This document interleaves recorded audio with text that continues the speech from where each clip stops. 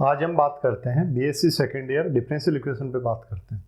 Differential equation की unit number 2 में अपना टॉपिक है linear differential equation with constant coefficient. सबसे पहले हम जानते हैं कि लीनियर डिफरेंशियल इक्वेशन क्या होती है और फिर इसके बाद में हम जानेंगे कि linear differential equation with constant coefficient से क्या मीन है। तो इधर ध्यान दे, अपन एक डिफरेंशियल इक्वेशन के बारे में बात करते हैं। सबसे पहले देखो, डिफरेंशियल इक्वेशन का मीन अपना ये होता है, डिफरेंशियल इक्वेशन जो होती है वो आपका dependent variable, independent variable and differential coefficient में एक रिलेशन होता है। इसका मतलब क्या है, जैसे अपने पास ये आप कह सकते हो x, y और इनके differential coefficient dy by D x, d2y by D X square, और इनमें रिलेशन को अपन डिफरेंशियल इक्वेशन कहते हैं। ध्यान दे, ये अपने पास x इसको अपन कहते हैं इंडिपेंडेंट वेरिएबल, y आपका डिपेंडेंट वेरिएबल, और यहां पर इस इंडिपेंडेंट वेरिएबल के रेस्पेक्ट में डिफरेंशियल कोएफिशिएंट की बात करते हैं। डिफरेंशियल कोएफिशिएंट अपना dy by D x, d2y by D X square, तो यहाँ पर dy by D x, d2y by D X square, d cube y by D x cube, इनमें जो रिलेशन है, इस प्रकार का जो रिलेशन है, इसको अपन डिफरेंशियल इक्वेशन कहते हैं। फिर अपना यहाँ पर टॉपिक है linear differential equation with constant coefficient. तो ध्यान दे, अपने लीनियर डिफरेंशियल इक्वेशन क्या होती है। अपने पास मैंने एक इक्वेशन लिखी है P0 dn y by D x n, P1 dn minus 1 y dxn minus 1, P2 dn minus 2 y dxn माइनस 2 plus Pn y equal qx। ये एक डिफरेंशियल इक्वेशन है। ध्यान दे अपन, अगर ये जो आपको यहाँ पर डिफरेंशियल कोएफिशिएंट से जो मल्टीप्लाई में है P0, P1, P2, Pn, क्या कहा भी, जो अपने पास P0, P1, P2, P3, Pn, ये आपके क्या लिखा है देखो, और qx, ये सभी फंक्शन ऑफ x, या तो आपके क्या हो x के फंक्शन हो, या तो क्या हो x के फंक्शन हो, या अपने पास क्या हो कांस्टेंट हो। भाई इनमें से कुछ आपके x के फंक्शन है और कुछ आपके क्या है कांस्टेंट है, या सभी x के फंक्शन हो सकते हैं। तब हम इस डिफरेंशियल इक्वेशन को आप क्या कहते हो, then differential equation is known as linear differential equation. तो डिफरेंशियल इक्वेशन को अपन क्या कहते हैं, लीनियर डिफरेंशियल इक्वेशन। ध्यान देना, लीनियर डिफरेंशियल इक्वेशन में अपने पास कोई भी दो डिफरेंशियल कोएफिशिएंट है वो मल्टीप्लाई में नहीं आएंगे। ये अपने पास ऐसा नहीं आएगा कि y into D Y by D X आ रहा है, या D Y by D X into D two Y by D X square आ रहा है। तो कोई भी आपका, पहली बात तो ये कहोगे कि कोई भी डिफरेंशियल कोएफिशिएंट क्या नहीं आएगा, मल्टीप्लाई में नहीं आएगा। और इनके जो डिफरेंशियल कोएफिशिएंट से जो भी मल्टीप्लाई में, जैसे P0, P1, P2, P3, Pn, इनकी बात करते हैं, तो ये आपके सारे आपके क्या होंगे, या तो x के फंक्शन होंगे, या आपके क्या होंगे कांस्टेंट होंगे। तब इस डिफरेंशियल इक्वेशन को अपन क्या कहते हैं, लीनियर डिफरेंशियल इक्वेशन कहते हैं। ध्यान देना, मैंने किन के बारे में बात करी है, इस P0, P1, P2 और Pn और qx, इन सब के बारे में बात करी है। qx साफ साफ दिख रहा है, x लगाने का मतलब ही x का फंक्शन है, तो बच गए भी P0, P1, P2, Pn, तो या तो आपके x के फंक्शन या कांस्टेंट, तब इसको अपन लीनियर डिफरेंशियल इक्वेशन कहेंगे।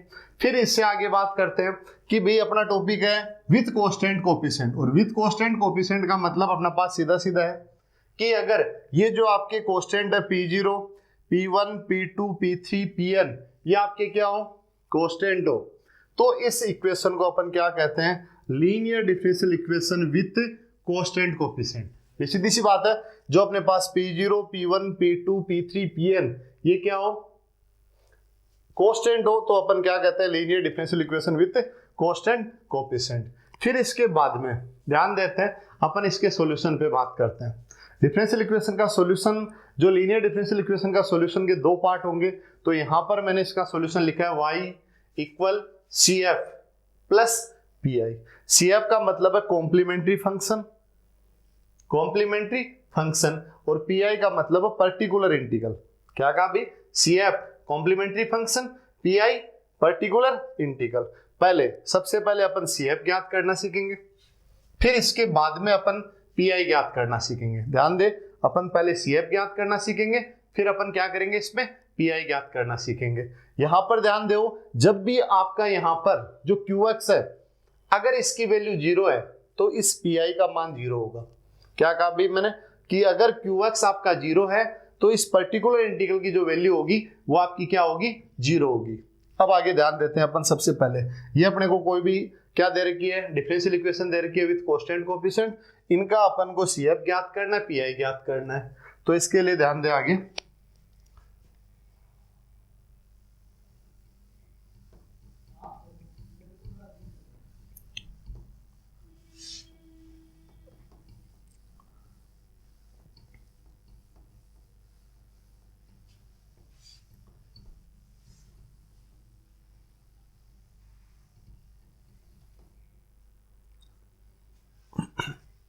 अब ध्यान दे, पहले है ACF ज्ञात करना।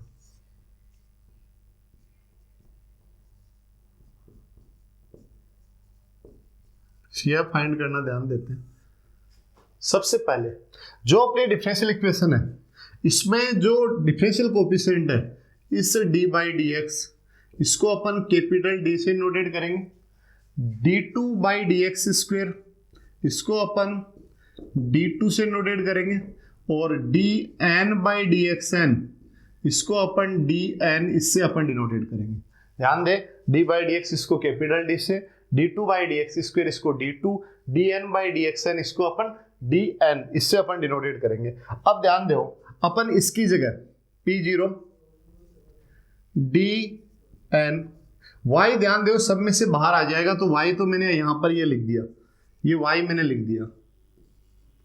तो p0 d की power n plus p1 d की पावर n-1, p2 d की पावर n-2 प्लस यहां पे pn, मैंने कहा y अपन ने क्या ले लिया, बाहर ले लिया, इक्वल qx। ध्यान दो, ये अपने पास इक्वेशन है, इसमें अपन dy है, dy/dx इसको dy लिखा है, इसको अपन dn है तो dn लिखा है, इसको dn-1, इसको dn-2, ये अपन ने लिखा।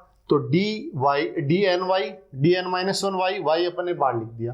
तो ये अपने पास p0 dn plus p1 dn-1 plus p2 dn-2 plus pn y equal qx। अब सबसे पहले एक नाम आएगा auxiliary equation. Auxiliary equation, auxiliary equation से मीन क्या है, ये जो अपने पास यहां पर है, ध्यान दे, इसमें से d की जगह आप m लिखोगे, d की जगह आप m लिखोगे तो p0 m की power n plus p1 m की पावर n-1, p2 m की पावर n-2 प्लस pn बराबर 0।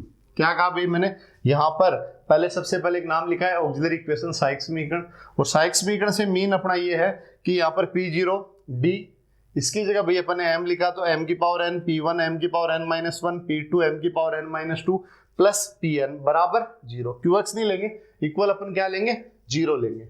अब सबसे पहले ध्यान दो, ये अपने पास जो इक्वेशन है, ये जो इक्वेशन लिखी हुई है m में n घात की इक्वेशन है। क्या कह सकते हो भी आप, m में कितने घात की इक्वेशन है, n घात की इक्वेशन है। जितने घात की इक्वेशन है उसके उतने सॉल्यूशन होते हैं। तो इस इक्वेशन के कितने सॉल्यूशन होंगे, n सॉल्यूशन होंगे। n सॉल्यूशन होंगे तो यहां पर अपन ये मान लेते हैं कि इस इक्वेशन के n सॉल्यूशन अपने पास α1, α2, α3, αn। मैंने कहा इस इक्वेशन के आपके n सॉल्यूशन होंगे, तो m बराबर इसके n मान α1, α2, α3, αn। अब ये जो n रूट आए हैं इस ऑक्सिलरी इक्वेशन के, ध्यान दे, इस ऑक्सिलरी इक्वेशन के जो अपने n रूट आए हैं वो कई कंडीशन बन सकती है।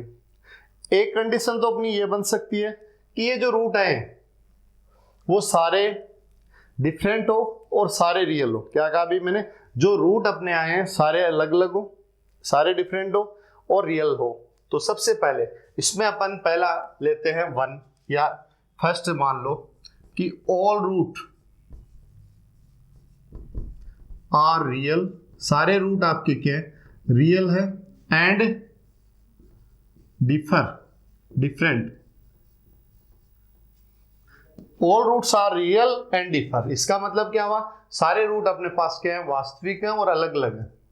तब अपन ये याद रखना है, इसका कॉम्प्लीमेंट्री फंक्शन आपको याद रखना है, ये होगा C1, ये सारे अलग अलग हैं तो C1 e की power alpha 1x, C2 e की power alpha 2x plus Cn e की पावर अल्फा nx। ये ध्यान में रखना है, जो आपने ऑक्सिलरी इक्वेशन लिखी है, अगर इसके रूट सारे अपने पास क्या है, रियल है, और सारे रूट अपने क्या है, डिफरेंट है, अलग अलग है, तो ये आपको CF याद रखना है, C1 e की power alpha 1x, C2 e की power alpha 2x, C3 e की power alpha 3x plus Cn e की पावर अल्फा nx।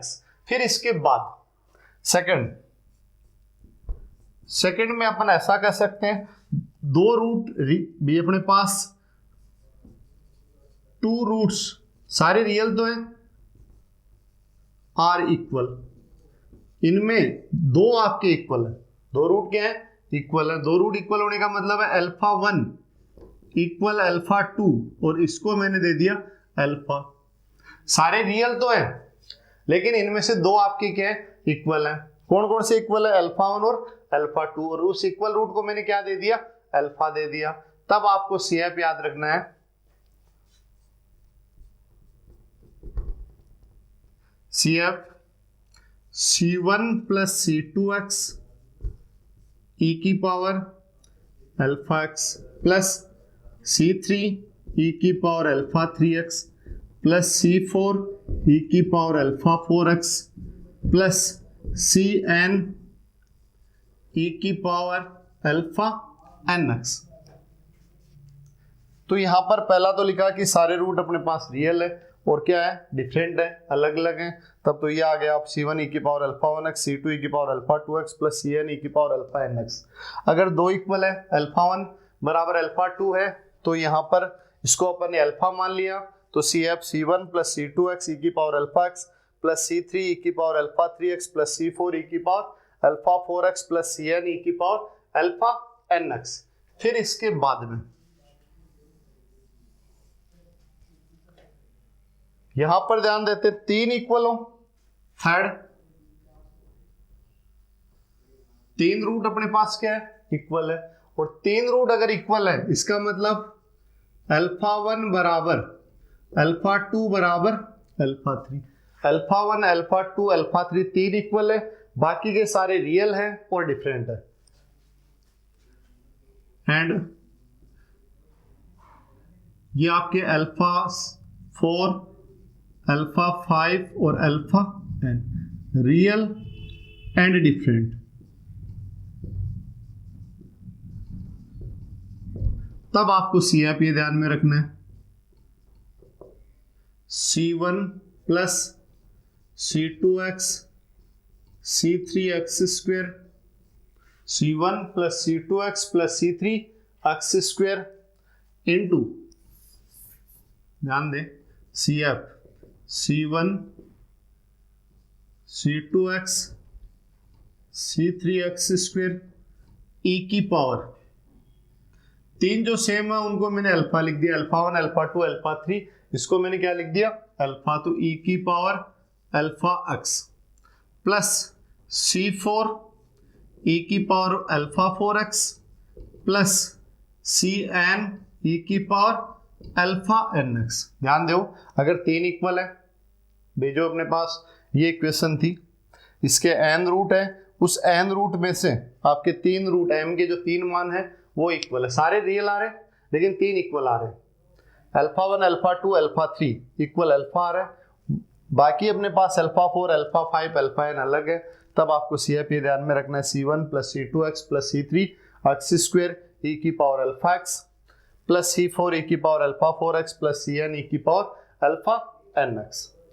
फिर इसके बाद जरूरी नहीं है कि जो रूट आपके आ रहे हैं, वे तीन लाइन याद रखनी है अभी तक, तो एक आपको ये ध्यान में रखना है, एक आपको ये ध्यान में रखना है और एक आपको ये ध्यान में रखना है। लेकिन मैंने आपको ये कहा कि जरूरी नहीं है कि जो रूट है वो आपके रियल ही हो, रूट आपके क्या हो सकते हैं, कॉम्प्लेक्स हो सकते हैं, और कॉम्प्लेक्स यहाँ पर ध्यान देना, कॉम्प्लेक्स रूट आपके पैर में आता है। अगर एक रूट आपका अल्फा प्लस आयोटा बीटा है कॉम्प्लेक्स, तो उसी इक्वेशन का एक रूट आपका अल्फा माइनस आयोटा बीटा भी होगा। भी अल्फा प्लस आयोटा बीटा, तो उसका कॉन्जुगेट भी आपका उस इक्वेशन का रूट होगा। तो मैंने कहा alpha plus iota beta root है, तो अल्फा माइनस आयोटा बीटा भी उस इक्वेशन का क्या होगा, रूट होगा। तो अब आगे बात करते हैं भी अपन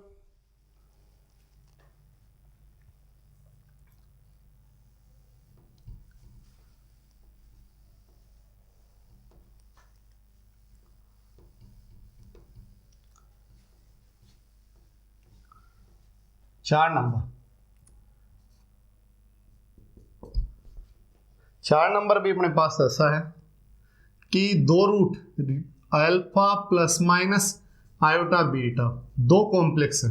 मैंने आपको कहा कि कॉम्प्लेक्स रूट आपके पेयर में आते हैं तो एक तो होगा नहीं कॉम्प्लेक्स, देखिए एक हो जाए ऐसा नहीं होगा, दो होंगे, चार होंगे, छह होंगे। तो अपन ने दो कॉम्प्लेक्स माने, alpha plus minus iota beta, बाकी आगे वाले सारे रियल हैं और अलग अलग है।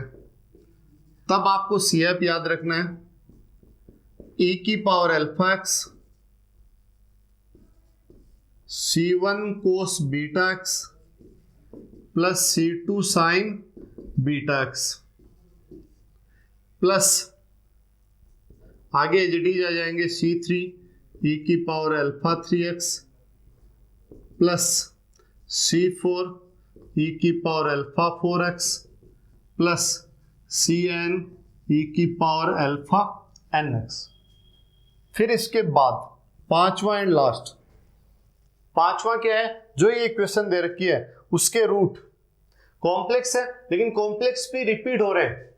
रिपीट होने का मतलब कितने हैं, कम से कम कितने हैं, 4 है। तो यहां पर भी अपने पास ये लिखा है कि यहां पर कॉम्प्लेक्स रूट भी आपके क्या हो रहे हैं, रिपीट हो रहे हैं। और कॉम्प्लेक्स रूट रिपीट होने का मतलब आपका ये हुआ कि alpha plus minus iota beta, और रिपीट होने का मतलब है ये दोबारा रिपीट हो रहा है। तो कितने रूट हो गए भी अपने, 2 और 2 4 रूट हो गए।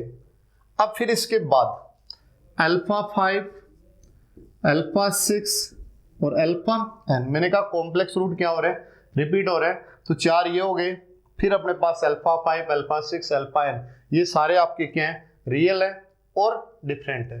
तो यहाँ पे CF ये लिखोगे भी आप e की power alpha x C1 plus C2x cos beta x plus C3 plus C4x sign beta x plus C5 e की power alpha 5x plus C6 e की power alpha 6x plus Cn e की power alpha nx। तो ये आपके 5 आपको तरीके बताएं CF ज्ञात करने के। पांचवा तरीका आपका ये है कि अगर कॉम्प्लेक्स रूट आपका रिपीट होता है, alpha plus minus iota beta, alpha plus minus iota beta, कितने हो गए, 4 हो गए, रिपीट हो रहा है। तो यहां पर आपको लिखना है e की power alpha x C1 plus C2x cos beta x C3 plus C4x sign beta x. आगे वाले एजिटी जाएंगे क्योंकि आपको सारे रियल है और डिफरेंट है। अब इससे आगे भी अपन बात करेंगे, इसके एग्जाम्पल पे बात करेंगे, वो अपन अगले वीडियो में बात करेंगे। धन्यवाद।